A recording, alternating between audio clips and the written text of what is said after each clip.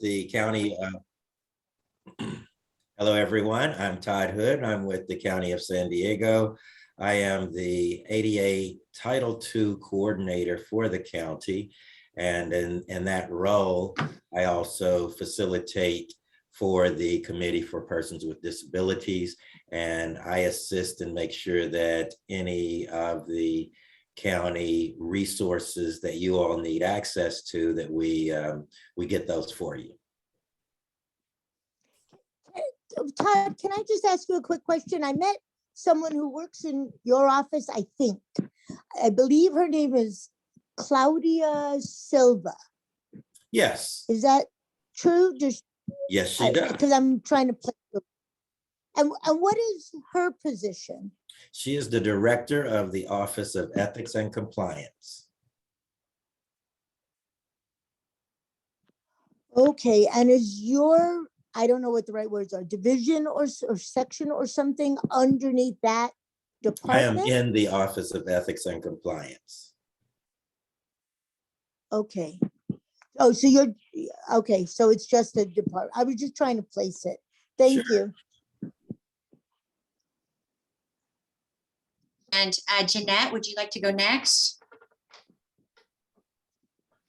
Sure. Hi, I'm Jeanette Shelton. I'm a new member representing Tara Lawson-Remer. And I was a disability management counselor for 30 years for UC Berkeley for about 16 or 17 years, working with faculty and staff, pre-ADA as well as post-ADA.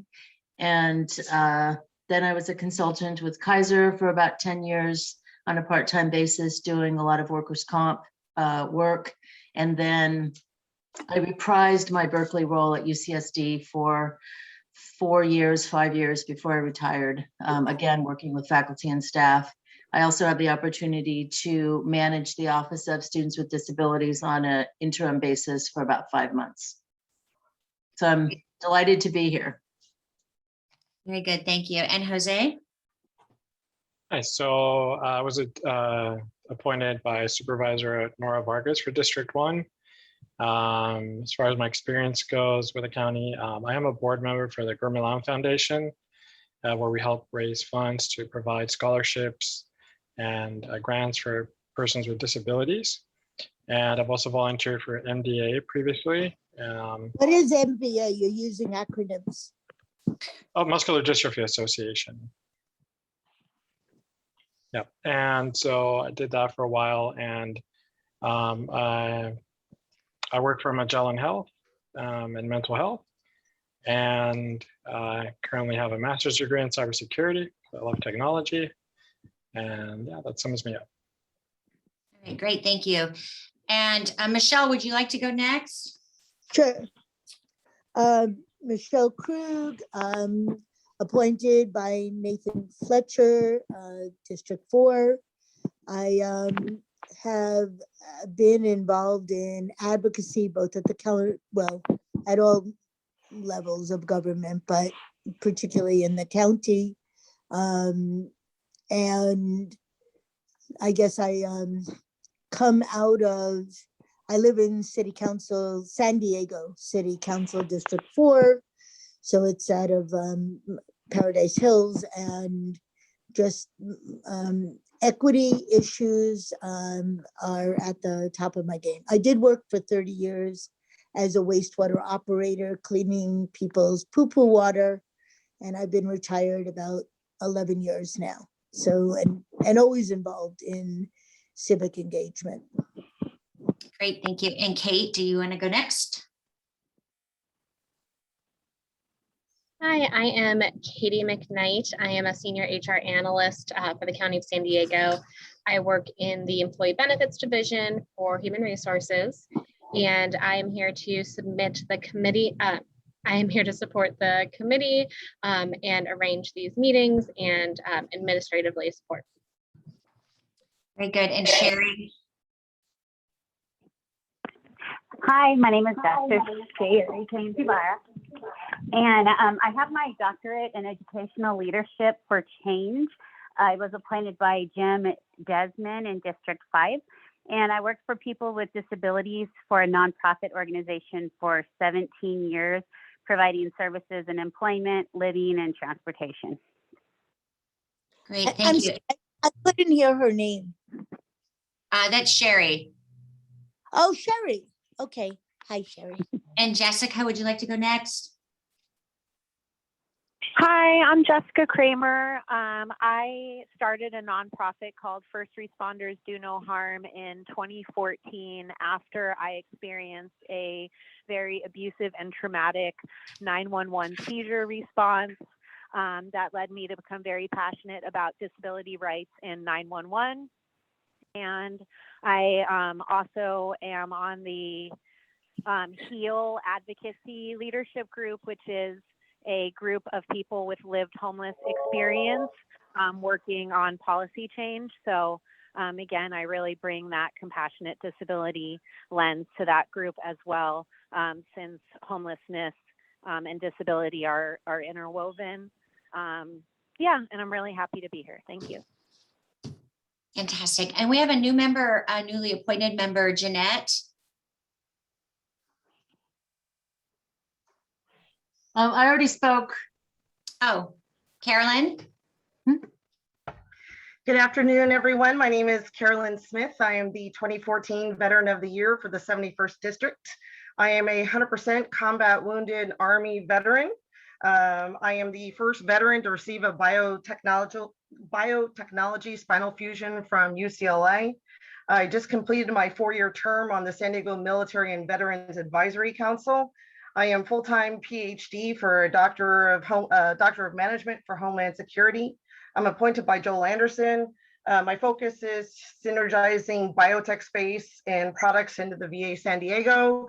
And I am the president of 3 Paws Up, a veteran nonprofit who donates inspirational true stories in the form of children's books to kids that are in critical care. Thank you. And then Candy. Hi, everyone. My name is Candy, pronouns they and she, from District 1, appointed by Nora Vargas. I am a person Doesn't with... even maybe know how to deal with something. And I think Hello? that Is I'm not glad me. you at least chose. Is that somebody speaking? It was Rakina, but she's been muted. Oh, okay. Sorry. Yes, I am a person with disabilities as well. I have auditory processing disorder. I also have a heart condition as well as mental health with depression. I am also coming from the lens of being a parent with a child with disability. My daughter is a 6-year-old Down syndrome. Both of my children, a 5- and 6-year-old, are also special education students. So I come with a strong advocacy for special education. On top of this, I've been a community organizer for 25 years. I currently am the executive director of Asian Solidarity Collective, including being the director of campaigns and organizing for the partnership of the Advancement for New Americans here in San Diego. It's a pleasure to be here with all of you. Great, thank you. And then did I miss anybody? Alana? Elena, yeah, hi. Elena. I'm here with Kristen today. Elena Kalinowski, she, they. I'm the director of partner integration with the CIE team at 211. I'm also a social worker, and I'm blind in my right eye, and I have glaucoma in my seeing eye. So I'm also a personal, kind of true believer and advocate for a lot of how our services incorporate intersectional supports in for people with disabilities and all types of, kind of just realities of life. So I'm grateful to be here, and I'm here with Kristen. So I don't think Great. on. Yeah. We will, we're going to move through the agenda item, and then when we get to the guest section on the agenda, I'll give all our guests the opportunity to introduce themselves and talk about their agenda items. And as far as the committee members go, Jeanette, I think a few people came on after you were talking, and about half of the group missed your introduction. Would you mind just introducing yourself quickly again? Oh, no, not at all. I'm Jeanette Shelton, and I am representing District 3. I have a background in disability management counseling at UC Berkeley as a consultant with Kaiser, and then again at UCSD. Both at UCSD, I was the interim director of Office for Students with Disabilities for a short time, and also worked with faculty and staff again. So that's my background. And then we also have Rakina, who is pending our at-large appointment, which is on the agenda, the upcoming supervisor's agenda at Tuesday's meeting. So she's attending today as a guest, but she's a former committee member. And Rakina, if you'd like to introduce yourself quickly, that would be great, because you will be a committee member next month.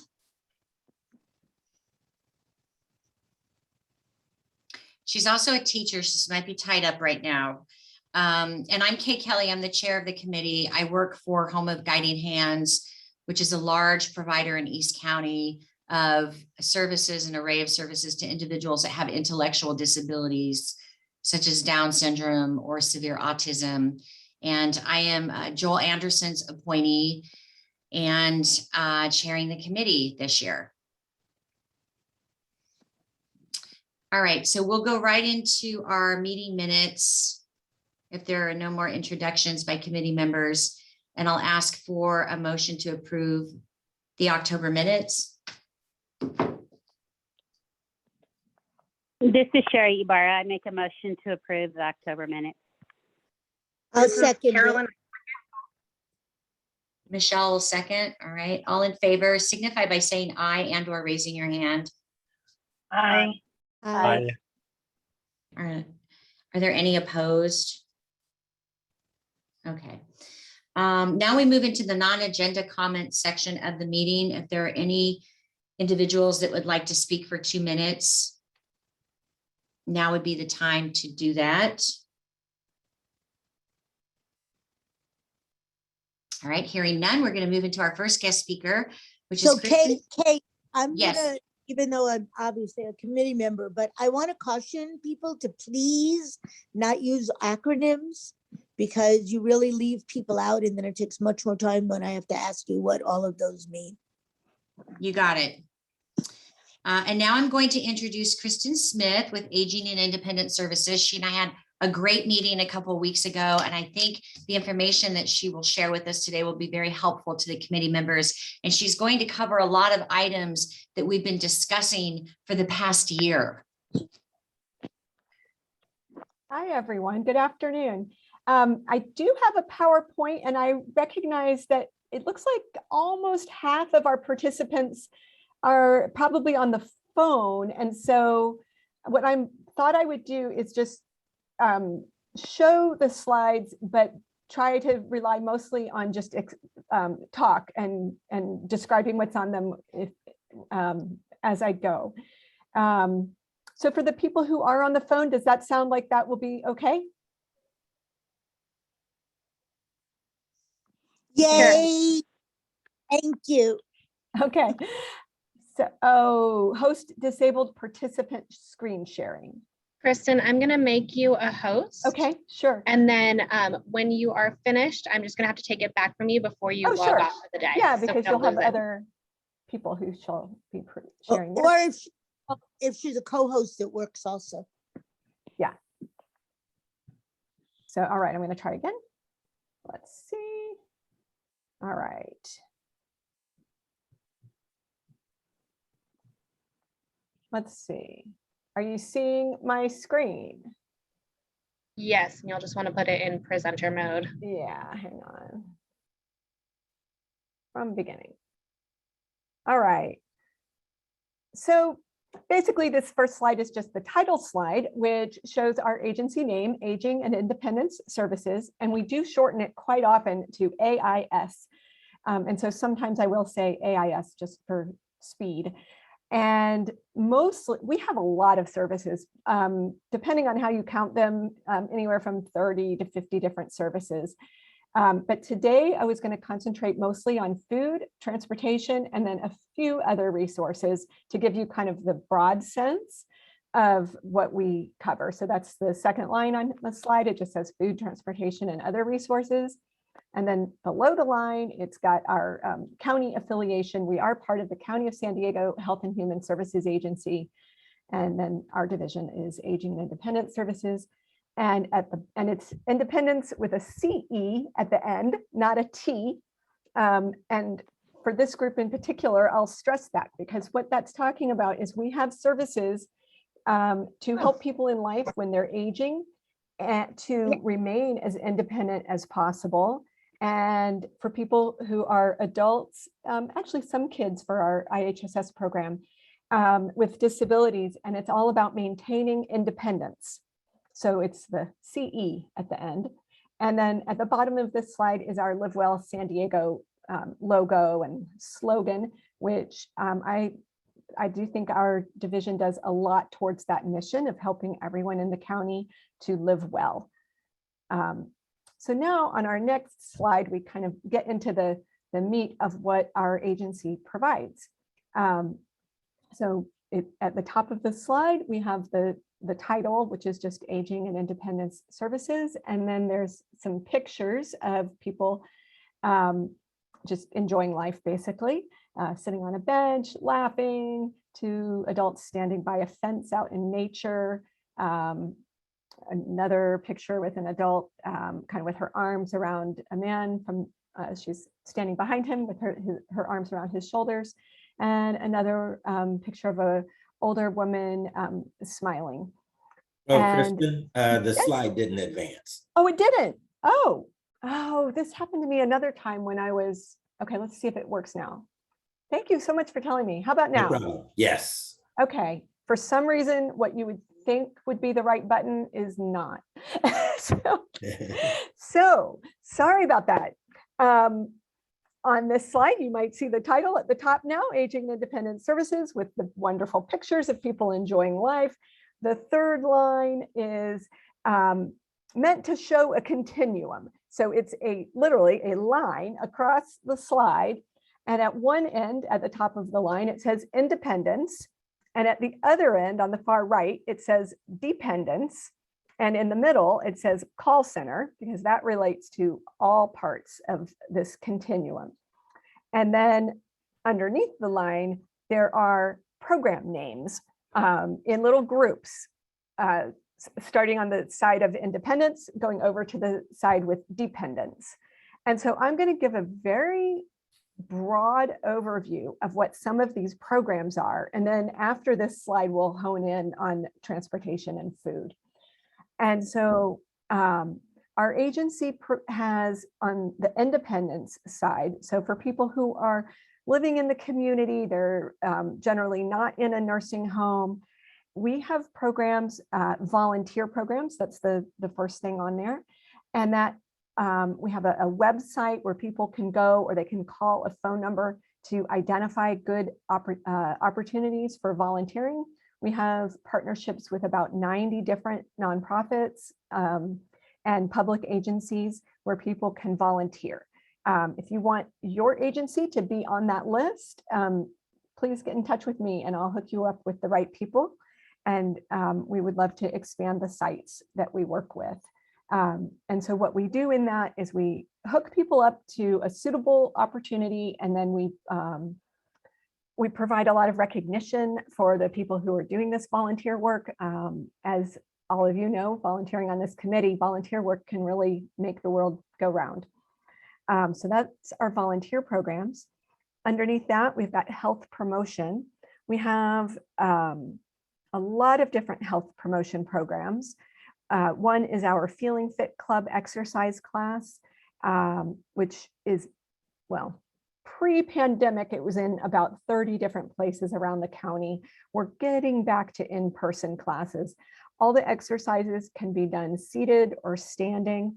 It's also on television and on the internet, where you can watch it on YouTube and do the class from home. And if you call us, we can send you stretch bands to do that. We have other health promotion programs. We have a Tai Chi class. We have chronic disease self-management, which is a 6-week workshop for people do a lot of things, learn, but it's mostly about changing your own behavior and helping you set goals and reach those goals. So people have started exercise programs while in the class for themselves. They've eaten healthier, they've slept more, they've gotten on a better regime with their medications, all sorts of things. And then next under there, under independence, is outreach and education. And we have 3 full-time staff whose job it is to do outreach and education about our programs. So I'm going to track my time here. It's 2:23, and I know we only wanted 20 minutes of talking here. So, but one thing I want to get from you is some more ideas of where our outreach and education team might go to talk to people about our services. Then moving over on the continuum, we have our senior dining and home delivered meals. So we sponsor lunches in about, oh gosh, 20, maybe more sites all around the county, and then home delivered meals as well. In the middle, we have our case management programs. Most are for older adults. One program called Linkages is for adults of any age. And that program helps people get all the services that they might be entitled to on track. Also, we have caregiver support programs that do everything from offering counseling for a caregiver. This is family caregivers, family and friends who are taking care of someone. And then moving further over on the continuum, we have IHSS, in-home supportive services, which provides that personal care to individuals. And that's for low-income people who are on Medi-Cal. And that's probably our largest program. We have about 34,000 people enrolled in that. And then moving further over into dependence, we have our Adult Protective Services program, which basically if an adult who is dependent on someone, perhaps with a severe disability, or an older adult is being abused or neglected by someone, our social workers basically try to help sort out the situation and get that person into a safer situation. In some cases, law enforcement would be brought in, but it's a voluntary program, and unless it's something absolutely illegal going on, the social worker really just helps the person get into a safer situation and for what they want, and helps find resources. And then public guardian and public conservator, those are programs where somebody who does not have the mental capacity to take care of themselves has a county appointed person who does that. So that is the quick overview of all of our services, and it's leaving out a few, but it's most of them. Thank you, Kristen. Yes. I do want to jump in. We had Sure. talked about possibly covering the vaccines. Oh the yeah, no, I have Canadian lots more concerns. slides. This is, Okay. yeah. Do you want me to skip to that, or? I think in the interest of time, because okay. we do have time boundaries, maybe Okay. the vaccine coverage and the food insecurity would be very helpful to Sure. the committee. All right. So let's see. So is my slide now showing you transportation? It is. Okay. So this is a guide for public transportation. And just for you all to know, FACT is a really great organization that helps people find rides. Okay. Nutrition. So this is our food program. And this program that we have is for people who are 60 and older.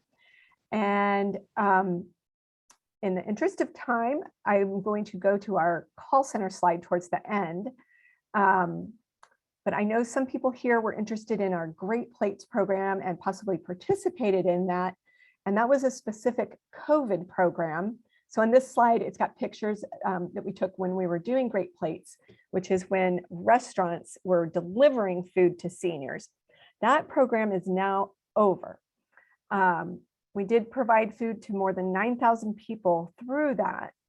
And so when we ended that program, I'm going to our next slide, we gave out this flyer to people, which has 6 main resources for food. And I'm going to quick hand this over to Elena to talk about these resources and how you can also use 211 to find very specific ones.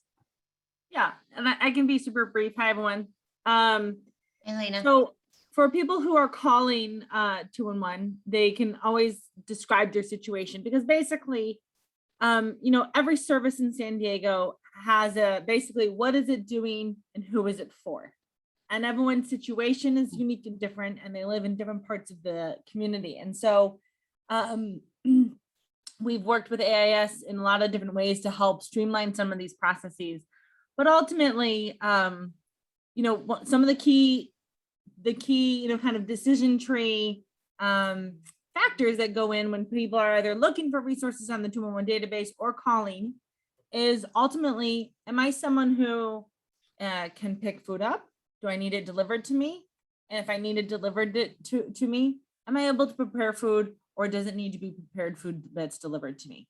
That's a lot of times some of the core distinguishing, kind of decision tree factors that describe some of the types of services that are most meaningful and helpful. And so Kristen has on here a number of different services that we work directly with. I'm with the CIE team, which is essentially a effort that kind of coincides and is stewarded by 211, but it is a network of 108 health and social service agencies that have come together to be able to share for the purposes of care coordination client data across each other's systems using one kind of master. What is CI? What is Yeah. that acronym? What is Yeah, CI? we usually use it more as a proper noun, but it does stand for the Community Information Exchange.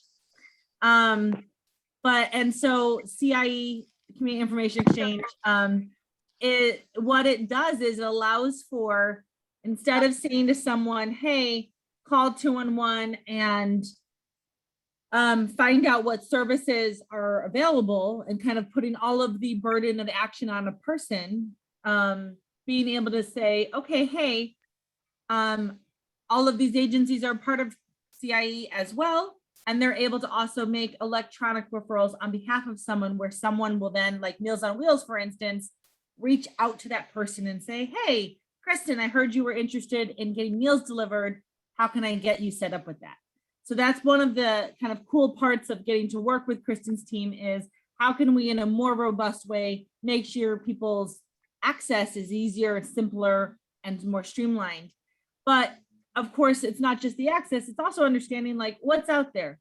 How do I know that it's a good fit for me? And what do I need to know about it? And so even if it's just someone wanting to get information, they can always call 211 and find out. They can also work with all of these different service providers like the food bank, like Meals on Wheels, like Jewish Family Services. And they also are able to, they all have a number of different services, but they are also able to connect people to each other in a more coordinated way. All right, I think I need to skip to our vaccination slide now. So one thing that we've been doing to help out during the COVID pandemic is my team is coordinating the Homebound vaccination program. So if someone is stuck at home due to a disability or medical condition, all you have to do is call 211. And then we get basically the 211 people fill out your name and address and phone number and a couple other pieces of information, and that populates a smart sheet which goes to our Excel spreadsheet over here at AIS, and my team sorts that by zip code and sends it to a vaccine provider. And when the process goes smoothly, which is 90% of the time, it takes about probably 2 weeks to get your vaccine in the home. And so far we've done about, this slide was probably put together a week or two ago. We've probably done about 1,700 vaccines now through that. So then with our outreach and how we get the word out, we've, the main place is our website, which is aging.sandiegocounty.gov, and you can explore all of our services there. We also have, and so that's what's shown on this slide, is basically screenshots of our website. And then if you have a particular situation and you're wondering if there's any service for you, in addition to 211, you can call our call center. So that's the number on this slide, 1-800-339-4661. And that's a good place to start for finding information, especially as it relates to aging and to some extent for disability. And then those, the people who answer the phone there are social workers. And then it's also the same number for reporting abuse or neglect. And so that covers my slides. Well, actually, I'll go to this one, which I'd like to add to this with any of your input, which is our outreach and education team. That's Matthew Percasio. He's now the supervisor of that team. The picture of a guy standing outside near a body of water. It looks real pretty. They do presentations. They've made a lot of videos for people during the pandemic on various topics. They work with several committees, plan events to do outreach. And so I'd love your feedback on how we might extend our outreach to various communities that you're familiar with. And that I will now be quiet and listen to you all. Well, thank you very much, Kristen. I'm sure we have a lot of questions, so I'm going to open it up to the committee for the question answer period. And I'm going to figure out how to stop sharing my screen. So this is Michelle. Yes, I do have a plethora of questions. So I want to share with you that I was one of the people on the Great Plates. I am blind. I was super disappointed as to how that program stopped. Were you in the dinner delivered or the 3 meals a day version? 3 meals a day delivered. Okay, delivered. Great. Everything was delivered. Yeah, okay. 3 meals. So the bottom line was that I'm sure you did do what you said, put out a flyer, but that does not help blind people. And you had everybody's phone number. There would have been an easy way to do a robocall to have reached all of us. Also, after that, I literally found out the day that it stopped, and I called up and said, you know, I didn't get a delivery, and they said, oh, the program stopped. Oh, so gosh. And I know I'm not the only one, because now I've brought it up. It's several things. My city council person at least does good outreach, Monica Montgomery, and I brought it up. And there are a bunch of seniors in City Council District 4 that were unaware. Now, whether or not they hadn't read the flyer, I don't know. But I do know that that was not an uncommon thing. And you had, and again, not you, but there are clear ways to make sure that communication went on. One of the other ways would have been to mandate that the people that were doing the servicing, again, they all had our phone numbers. They could have made a point of making at least a phone call with leaving a message, so that you covered more than one opportunity for communicating with people. Some people will read it, some people are gonna, you know, get it on a phone message or so I went through a hard time. I mean, I'm not in an indigent position where I absolutely have no money. Obviously, I wouldn't have qualified for Great Plates if I was, but I don't drive, and I'm still not really going out that much. And so getting food is challenging.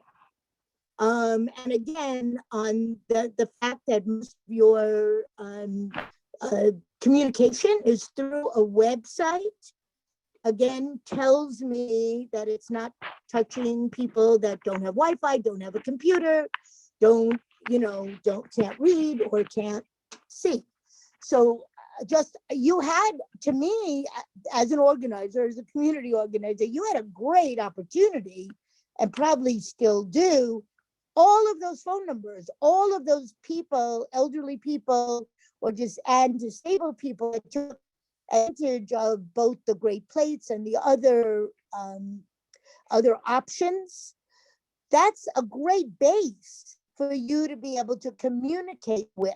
And I know robocalls do not cost very. If they give you a hard time, let me know, because I have totally done my due diligence with robocalls. There are numerous organizations that I'm sure they would even allow you to use their robocall systems. So I just I just think that the two organizations, that's great, that's important. I'm not taking anything away from that. But in addition to that, you have a ton of people that are not connected. I don't go to either of the two senior centers because I don't have transportation. That's another conversation. But I'm just saying, I'm not connected to them. They are not going to reach me. But going and I did take advantage of the Great Plates program, and that's how you would have been able to continue to communicate those kinds of options. And even if it was, I now have a smartphone, so at least I can get on Zoom when someone is kind enough to, text me the link. But other than that, I can't go to a website to pull it up or any of that kind of stuff independently. And I don't know to do that because I don't know something has happened. Right. So that would be Michelle, I have a question for the committee. I'd like to jump in. And was anybody else utilizing the Great Plates program on the committee? Okay. No.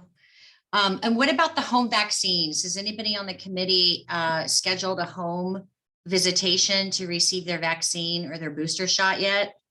Or even knew that you could do that? I didn't know that I could. Okay, good.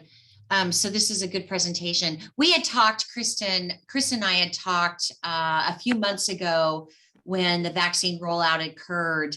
We had, even though disabled people were made a priority, transportation remained a very real and unfortunate barrier for some of our committee members in getting their vaccination. And I was relieved to hear that Kristen had put together, or that her office had put together, a home visitation program where people could actually schedule those vaccines at their residences. So this is good for the committee to know as well. Are there any other questions for Kristen? Yes. Well, thank you for that feedback. I'm writing it all down about the robocalls. I'm going to look into that. I think that's really a good idea, and for doing that when we do have phone numbers. So thank you very much for that feedback. And I want to share credit with Elena for the Homebound vaccine program. It was literally she and I on the phone figuring out the screening for that. Good job. Good job. No. Susie, did you have a question? Yes, but I don't know. Can you unmute me? You're unmuted. Okay, I have a question about the meal program. I tried to apply for it, but we don't make enough money to participate. What programs are there that are for seniors who don't have that much money coming in? Sure. Is there anything? It sounds like you were talking about Great Plates. So Great Plates was a temporary program. It's over. And indeed, that was only open to people who were not getting CalFresh. So that basically made an income floor, if you will. Just because it was federal money, we weren't allowed to spend it for people who were already getting a federal program for food. But there is another meal program. It's like Meals on Wheels, but it's just called Home Delivered Meals. And you call our call center, 1-800-339-4661. And we'll figure out, where you live, and then who the provider is for that area, and get you signed up for that. So it's different agencies like Jewish Family Service, Serving Seniors, and there's several others. I think there's like 14 others actually. And that is age-based. So if you are 60 and over, and if you have needs in 2 activities of daily living, so things like dressing and making meals, that kind of thing. So if you qualify by those criteria, you would be eligible. So there's it doesn't have anything to do with income for that program. Well, I had tried to apply for it and I was told you don't make enough money. So well, that would be Great Plates probably. Yeah. But I'm talking about a different program that's currently available, and you can call our call center. And is there a name to that? It's just the Home Delivered Meal Program. Home delivery. Okay. Home Delivered Meal. Yeah. And so the number for our call center is 339-4661. Now it is for people who are age 60 and over. Well, we qualify, and I'm concerned because my partner has Alzheimer's, and I'm trying to sort what available help there is for that. So. Oh, yeah, we have lots of programs for that as well. And so when you call the call center, tell them your whole situation and they'll try to help you find everything that might help. Will you give me the phone number again? I just got the paper and pen. Oh, sure. And I'll put it in the chat as well. Okay. It's 1-800. Yeah. 339-4661. Great. Thank you very much. All right, we are at our time boundary. We are going to move to our next guest speaker. Thank you, Kristen and Alana, for your presentation. It was very helpful, and I'm sure you'll be hearing from a couple of our committee members. And now we have a presentation from Equity, Diversity, and Inclusion, and I'm going to turn it over to Tariel Simmons. Thank you. Thank you so much for having me today. And I too have a presentation. And I'm going to do my best to also just give you a rundown of the content that's on each of the screens. Let me get set up here real quick as I take the controls. Terrell, if you could hold on 1 second. Kristen, I'll need you to make me the host again. It's not working the way I was expecting. If you hover over my picture and the blue button with the 3 dots, and there should be a drop down that says make host. Wait, and who was speaking for me to do that? Katie Mcknight. Okay, hang on a second. I'm looking for the little icon for you. Sorry. That's okay. When you hover over my picture, you should see mute and then a blue button with 3 dots. Click on the 3 dots and then you can make me host. Katie Mcknight? Yes. Ah, yes, I see you on here. Sorry, it's just, okay. Make host, there you go. Yes. All right, I did it. Perfect, thank you. Katie, you may want to use keep the host. I don't know, were you able to get Terrell's slides? Yes. Sorry, everyone, it's not working the way I was expecting. Terrell, do you want me to just present and you can tell me when to advance the slide? Yeah, that'll be great.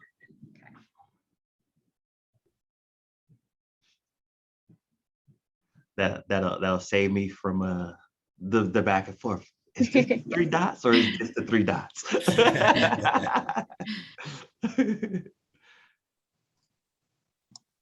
Hopefully, let's see.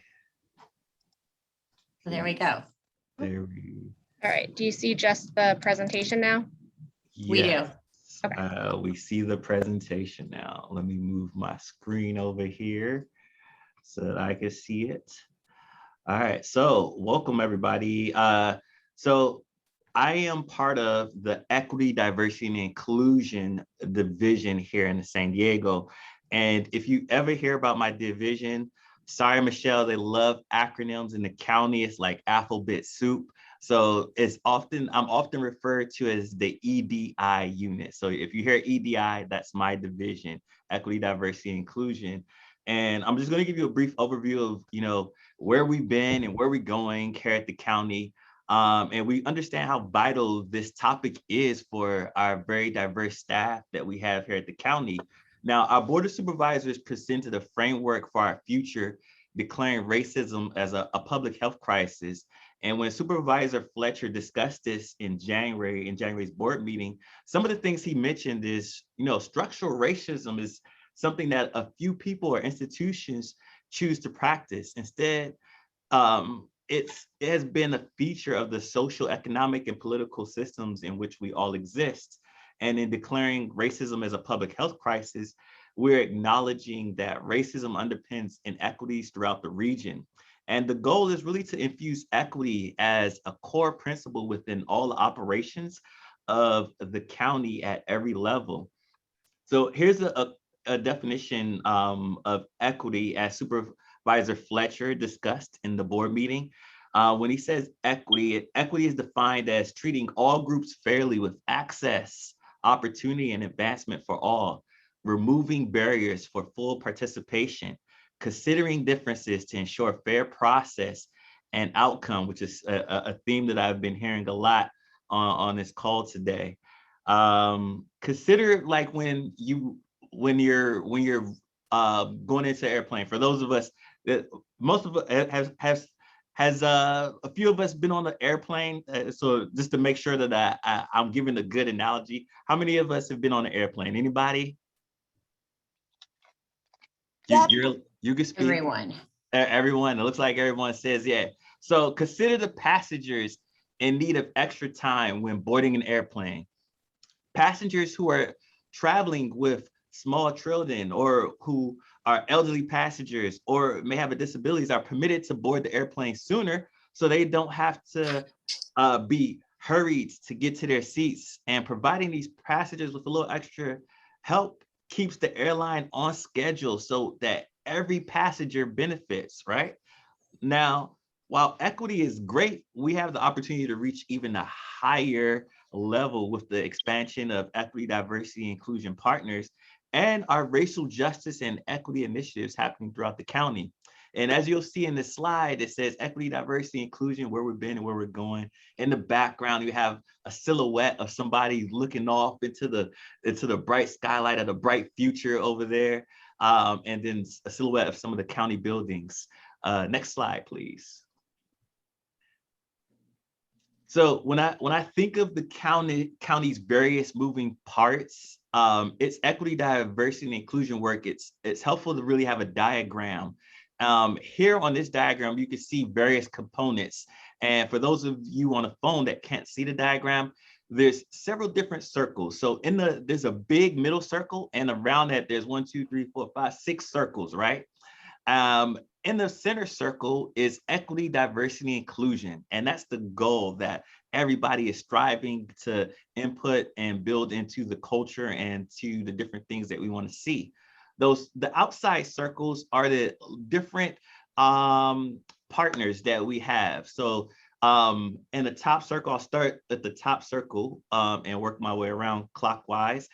We have the Diversity and Inclusion Executive Council, which is a group of our leaders who have been charged to really, kind of like your committee, look at all the different activities that are going around throughout the county and make decisions that can help our employees advance their work. And then you have, next to that is the Equity, Diversity, and Inclusion Division, which is my division, which is housing HR. And I look at it from a HR internal standpoint and supporting employees. Then next we have the Office of Ethics and Compliance, which Todd is here and with his new role with the ADA compliance, which is another piece of that puzzle. Next, we have our employee resource groups.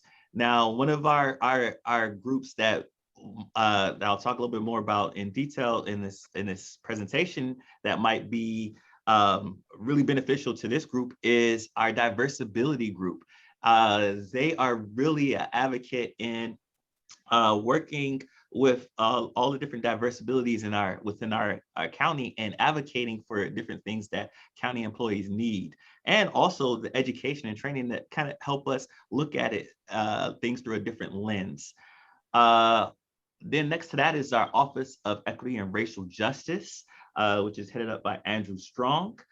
And then last but not least, our Human Relations Commission, which is a group of community appointed leaders who help really guide the work of the Office of Equity and Racial Justice and the different communities that the individuals live in. So now, our D&I Executive Council and ERGs really helped us with starting the conversation last year in the countywide listening session after the murder of George Floyd. So I want to do a quick recap of what we heard from our 2020 listening session. Next slide. So that you can get an idea of what happened in that listening session. In that listening session, we had all employees and all our leadership come together, and leadership was really tasked to listen to to the concerns and the feelings and the emotions around our employees during that time. And here are a few of the themes we heard from the listening session. We heard, if you look at this, for those who can't see the slide, it says Employee Resource Group Listening Session. And one of the things we heard was, one, the interviewing process. The next on that slide shows recruitment. And then next on that slide was professional development and advancement. Next on the slide, you'll see D&I program. And then next was Office of Ethics and DHR, which stands for Department of Human Resources. So these are some of the themes that we heard in our first listening session. And I'm happy to say that since that first listening session, we've jotted down all the things that were discussed and were brought to our attention. And we have truly been working more collaboratively with our diversity and inclusion partners and stakeholders to integrate equity, diversity, inclusion in our decision-making with policies, programs, and procedures. Next slide. One way that we're doing that, when we look at integrating this into our culture at the county, 3 things that came up for our division, which is the Equity, Diversity, and Inclusion Division here housed in HR, was, if for those who can't see the slide, it says integrating EDI, which is equity, diversity, inclusion. Then there's 3 boxes, and the number 1 box was recruitment. And under recruitment, we heard that we need to do a better job at explaining the differences between recruiting and hiring process. See, here at the county, our Department of Human Resources recruits and departments hire. We also heard that we need to take a look at our degree requirements and required qualifications for many of our job classifications. And we've been working diligently on this with different of our community partners and stakeholders inside the county. We heard that employees want an unbiased process, and our HR services team is currently exploring and piloting technology to allow for blind applicant screening, which allows us to address the issue of bias. Now, the second box, number 2, is hiring. We heard employees want interview panels that really reflect diversity of our organization.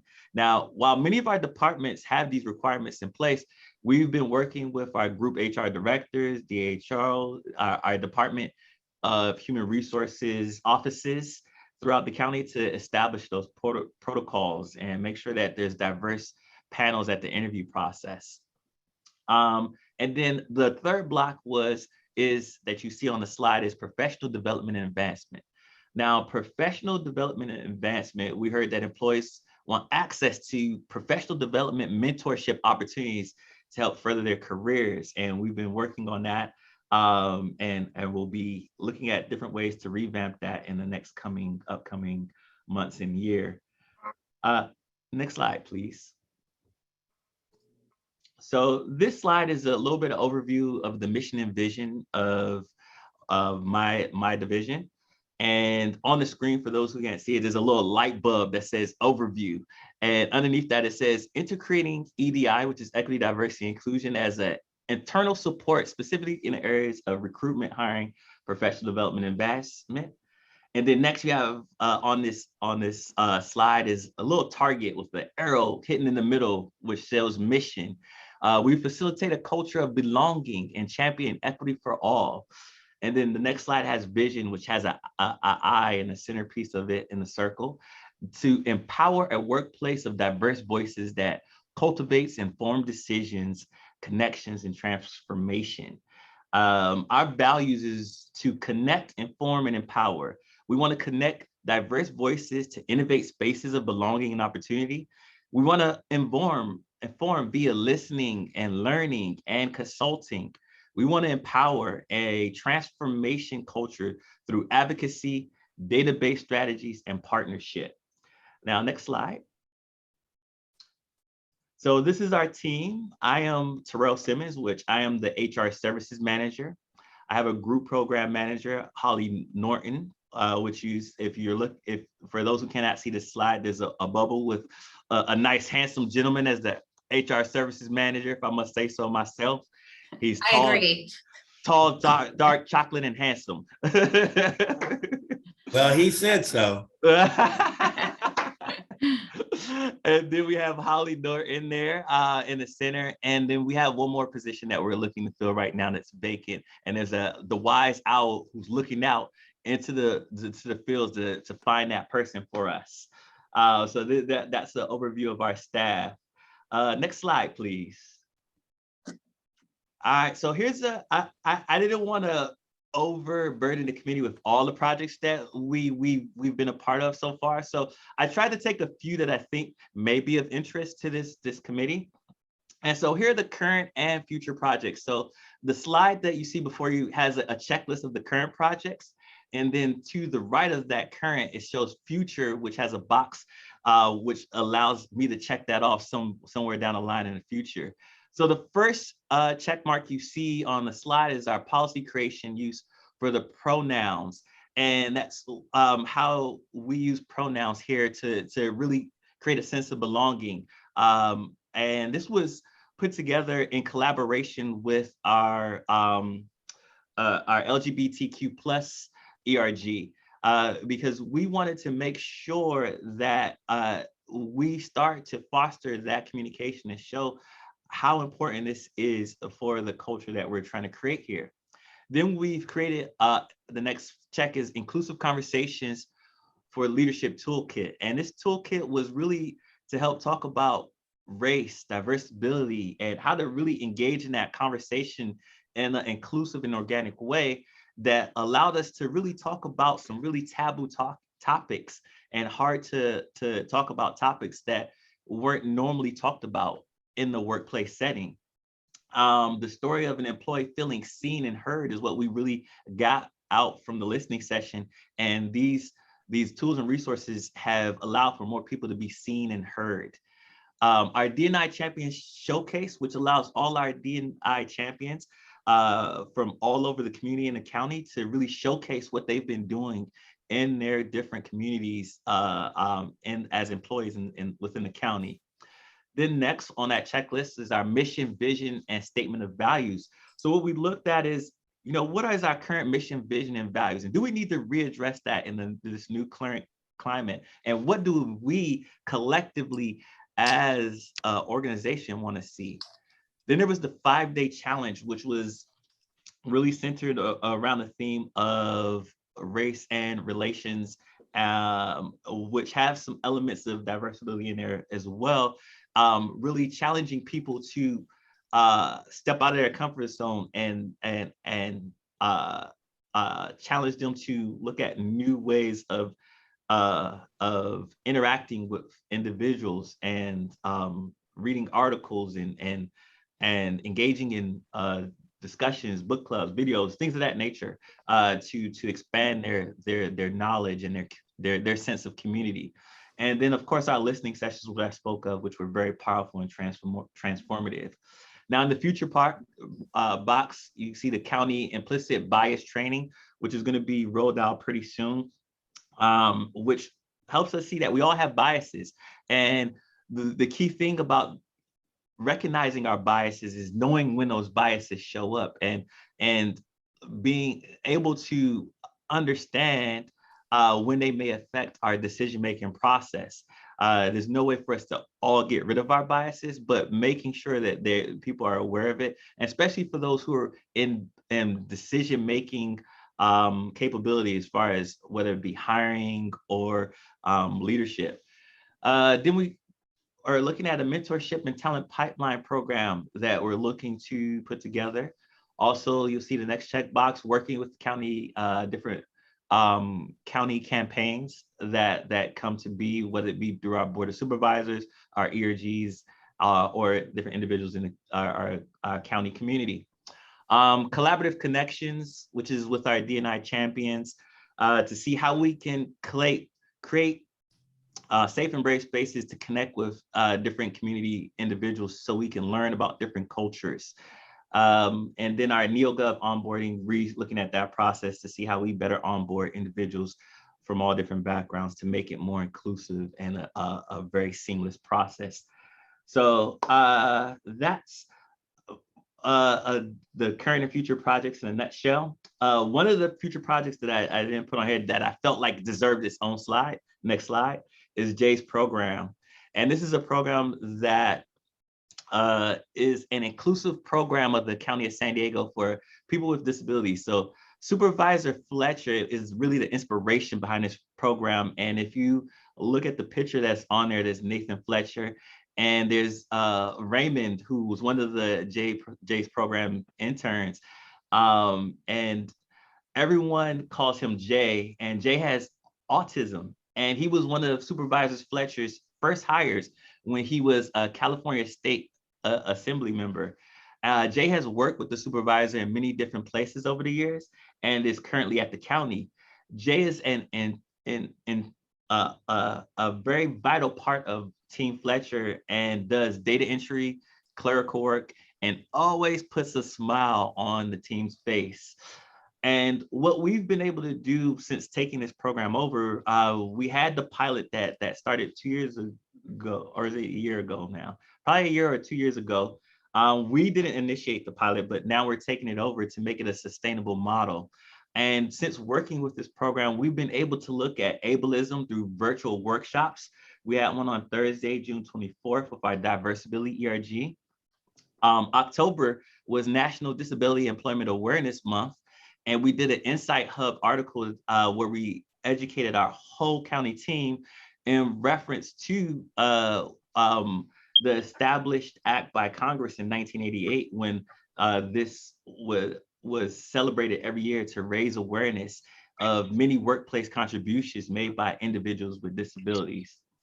We also been learning about diversibility images for some of our materials.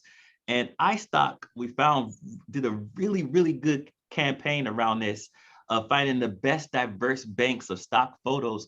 So when we have different events, articles, recruitments, we're not using the same old wheelchair photo. We're using a wide variety of images to show the diversibility of individuals in our diversibility community. So our goal is really to make this program sustainable. So we've been debriefing with departments, and a lot of them love their experience. They love the neurodiversity trainings that we've been able to put out through this program, and wanted more training and job coaches. We've been working with Pride Industries, who was formerly partnership with Industries. And some of the debrief with the participants, we found that they loved their experience of working with some of the different county employees and the technology that they got to use here at the county.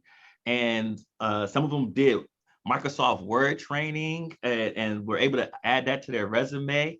You know, we debriefed with Pride and they loved the career fair that we had for individuals with disabilities and learning about all the different various opportunities at the county. Next slide, please. We are running up against our time boundary. I'm not sure how many slides are left, but we probably need to wrap it up in a few minutes. No worries, no worries. So with that being said, some of the things we heard from internally from our county employees in the listening session is just more space to have these type of connections, things around mental health, growth and progress. And there's still lots to be work to be done. I won't go into highlighting some of those themes from the listening session, but I'll leave you with this. Next slide. It's a quote that on this slide from Maya Angelou, which I really, really, really, really love. It says, "I've learned that people won't remember what you said and people won't remember what you did, but people will only remember how you made them feel." And the things that I learned from my conversations with a lot of our employees from diverse backgrounds, especially our diversibility community, is they really appreciate being seen and being heard. And what I hope to do here in my department is create more support systems for amazing individuals to support our diverse workforce. And we hope to build more spaces of connections and belonging that produce equity for all. So thank you for your time today. I'll open it up to questions, and I appreciate being here with you. Thank you, Terrell. We'll open it up to the committee for questions. So this is Michelle. This is the internal, which is super important. And I highly appreciate it. And that happens to be one of my favorite quotes from Maya Angelou. But how about the external? Because I know that, I believe it's Andrew Strong that takes care of the external. What is the interaction, and can you say just a few words about that? Yeah, you're very correct. So Andrew Strong is more of the external to this, and also the Human Relations Commission that you see.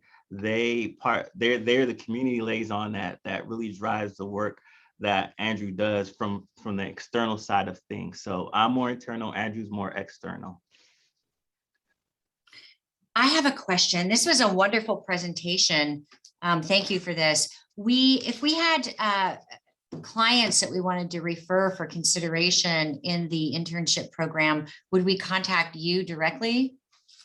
Yeah, you could contact me directly, and what I'll probably do is I have to transfer it over to Holly or our partners at Pride, which are handling the intern intake aspect of it. But if it makes it easier for you to communicate with me, that's great. You can communicate with Pride as well. We'll figure out a nice streamlined way to do it. Very good. Are there any other questions? We have a new committee, so they're quiet. In a couple of months, that won't be the case. I thought I was going to get more interaction and connections. You have a beautiful committee, by the way. And Michelle, love the work that you're doing. And if you have questions or you ever want to engage, do not hesitate to reach out to me. I look forward to working in any way possible with this committee. Thank you very much. Thank you for joining us today. You're welcome to stay on the Zoom if you'd like. We're just going to finish up a few more business items. I'm going to move to the next agenda item and talk about our strategic initiatives. We started the year 2021. I started the year, or the chairmanship, with the idea that once we had a fully staffed committee, we really couldn't be effective. Let me back up, unless we had a fully staffed committee, and have worked this past year in cooperation with the county staff and doing some recruitment. We only have one other spot that's open. And so I'd like to kind of hear your thoughts on how we should proceed with our committee development. Todd and I talked about this briefly last week. And what I see now that the committee is mostly staffed, with the exception of one more appointment, that it's time for us to identify our priorities. And obviously there's so many issues, we can't possibly work on them all for 2022. But I'm hoping that we can set up a meeting and have a miniature priority planning session with the committee, and identify areas that we would like to focus on in the upcoming calendar year. And I'll just share my thoughts with you. I would like to introduce the committee to the county at large, but I would like to start with the county employee base and working with the public information officer's office and some of the department heads and supervisor staff, and introducing ourselves and letting them know what our charter entails, and then also being able to speak to them about what our priorities will be in the upcoming calendar year. And I wanted to get your thoughts on whether we should move in that direction or not, or if you had ideas on other directions that we should possibly take. This is Michelle. I know we also talked about doing this in a retreat so that we had more time to explore. I do like that idea a lot about doing that direct outreach. I also think that we need to include SEIU 221, the organization that represents the county employees within those conversations. Okay. So would everybody feel comfortable at this point if we called a special meeting and had a planning session? Yes. Hi, this is Carolyn.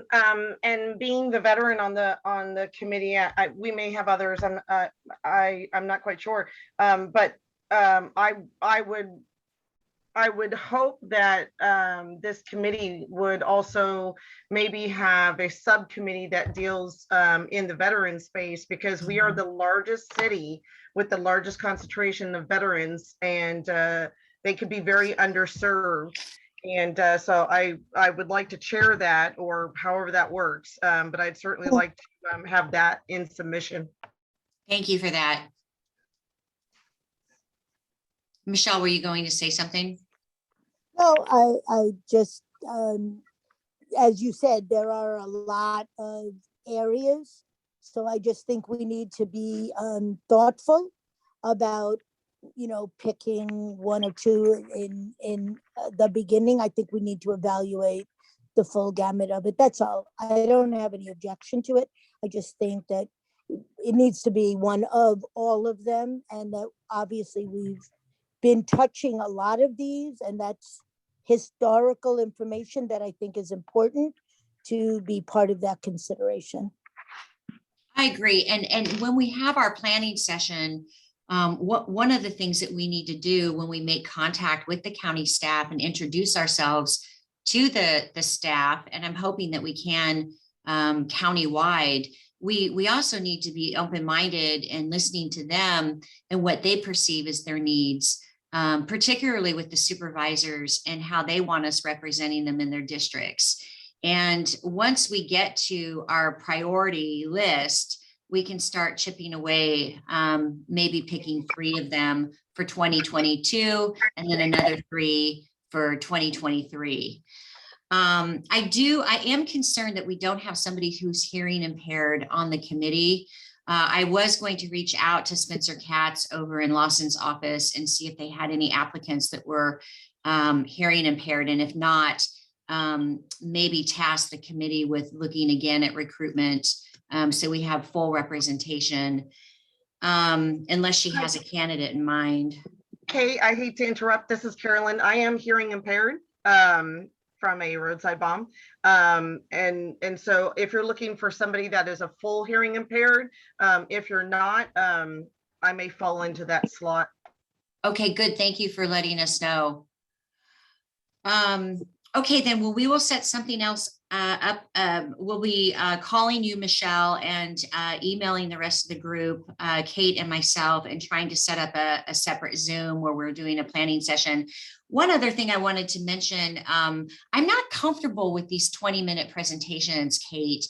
I feel that in order to keep our time boundaries, I feel that I cut people off. And is it possible for us moving forward just to schedule one guest speaker per meeting? Yeah, that's not a problem on our end. Okay, that's what we're going to do then moving forward. We do have concerns. We have to go on record. The next item on the agenda, we're required to go on record authorizing a resolution of continuance to have teleconference meetings. I'm going to need a motion for that. Hi, this is Carolyn. I make a motion that we continue Zoom meetings until otherwise directed by probably the city. It's not the city, it would be the county, but I would second that I know we have to do this every 30 days. So I would offer a substitute motion to quote the exact number of the ordinance and say that we should do it for the next meeting. Thank you. Do we have a second? Yes. Thank you, Susie. All in favor signify by saying aye, or raising your hand. Aye. Aye. Thank you. Our next meeting is scheduled for December 10th. Do we want to meet? I do. Does the committee want to meet in December? Okay. Well, we got done 10 minutes early today. Is there any other discussion? From the, as it relates to guest speakers, certainly one of the things that we're trying to get is as many guest speakers to be able to address some of the concerns as quickly as possible. Are there concerns that the committee would like to hear from, are there areas that the committee would like to hear from in the December meeting? Or would you like to use the December meeting to structure your strategy for 2022?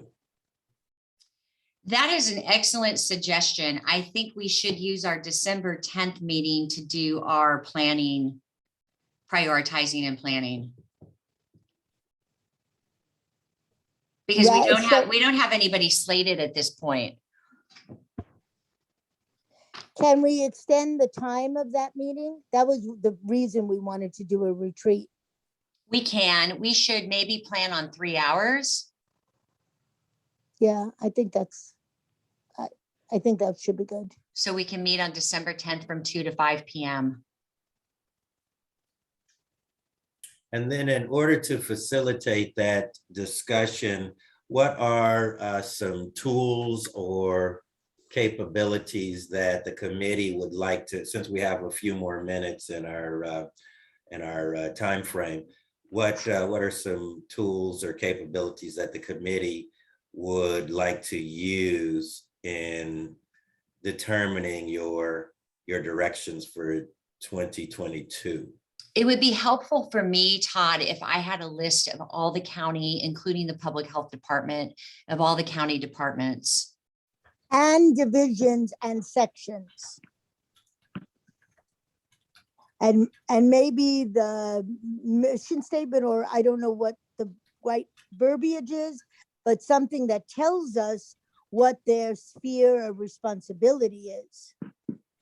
Right, because we may not understand the acronym. It was a joke. I never understand the acronym. I have Well, to it's give you a hard always time, good Michelle. to not assume, because you know, a lot of times you may think an acronym means one thing, but it may mean something else. So it's always good to ask. So yeah, the full-on information organizational chart basically would, I think, be helpful. Because I was thinking about that, and I was thinking about, you know, the sections, because some of them are so large or they particularly intersect that we would want to have, you know, perhaps more than one, or break it up, or things like that. Because I think it's great for us to get out there with visibility and letting them know. And, you know, quite possibly after we introduce ourselves to the county, maybe we need to look at other jurisdictions. And just to bring our guest up to speed, we worked on a project last year with MTS on an accessibility complaint that had been brought to our attention. And as we started unraveling the one accessibility complaint, we actually discovered others. And because of COVID, we really didn't close that up as well as we should have. But there are so many issues out in the community, especially as it relates to accessibility. It's just so broad. It would take a Herculean effort and an army of people to tackle them in the time frame that we want them resolved. And for continuity reasons and for structure, I think it will be best for us to start at home in our own backyard and really familiarize ourselves with the county departments and the staff and prioritize there. All of us have 4-year appointments, and then we can identify new priorities in 2023 and newer in 2024 as we continue our service work.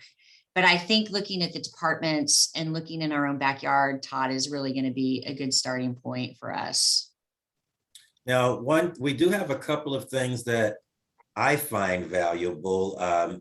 One, we have the annual report, the County of San Diego's annual report, which was just issued, as well as the operating plan. And the operating plan is much better than just the name of the department and even to the effect, what they stand for, but it actually speaks to the initiatives that the departments have and how they actually interact and interrelate. So what I can send over will be the annual report as well as the operating plan, and that you all can review that and really understand a lot more about where the county's focus is. I'm going to request too, Todd, that you, and it will be expensive, but the county can handle it, that you mail a hard copy to each one of the committee members. Except me, because I can't read it.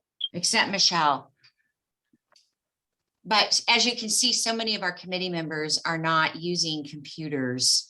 It would be best if they could receive a hard copy in the mail as well.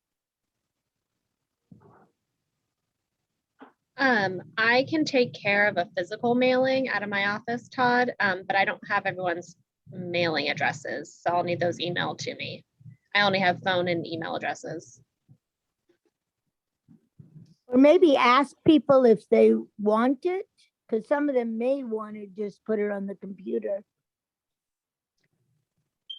No, I think we should do both. I think we should send a hard copy. I have everybody's mailing address from their applications, from copies of their applications, Katie, so I can send you a roster.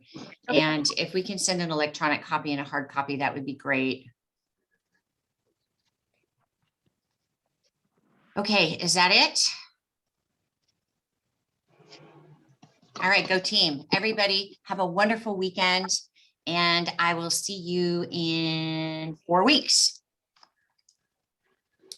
Thanks, everyone. Thank you. All right, bye-bye. Thank you for letting me sit in.